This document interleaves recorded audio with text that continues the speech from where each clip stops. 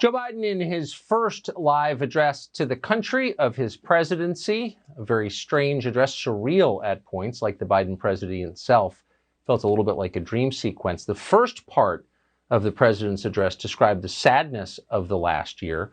People shut out from hospitals as their loved ones died alone, people losing hope, people losing their own businesses, children not being able to go to school. A whole generation, the president said, of children stunted by school closures.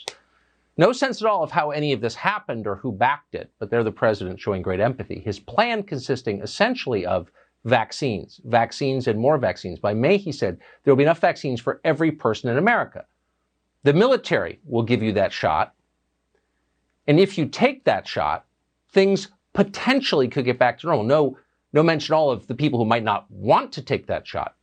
But the president said, if you take that shot and wear your mask and listen to Dr. Fauci, it is possible, not assured, but possible, that you might be able to gather in small groups with the ones you love for the 4th of July. We might have to rescind that right, but it's possible if you're obedient, you'll get it. Who are you talking to?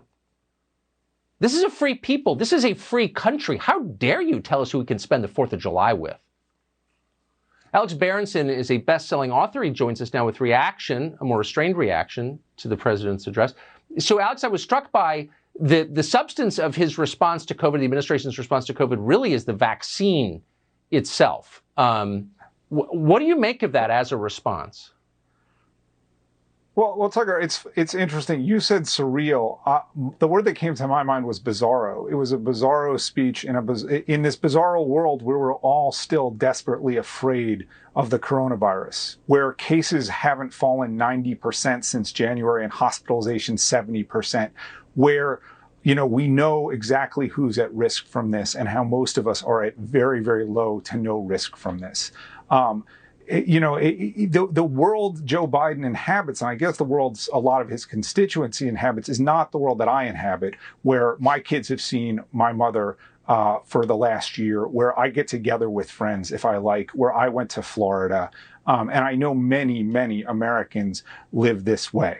Where the Texas Rangers are going to have a full ballpark at Arlington for opening day. So, he can wait for Independence Day to meet his 3 best friends on the White House lawn, but most of us aren't living that way. The only good thing about the speech, from my point of view, was the words zero COVID were not uttered. So apparently that fantasy is not one that the White House is going to indulge in, which is really good.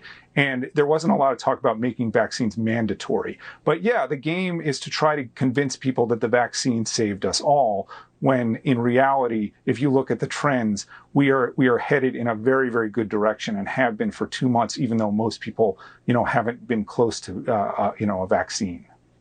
There are many kinds of mandatory, and you can have effectively mandatory where there's no government mandate, but you can't fly in an airplane. You can't go into buildings. You can't stay in a hotel. You can't live life without a vaccine. And I have to say, after watching a half an hour of that, it wouldn't shock me if that is their plan.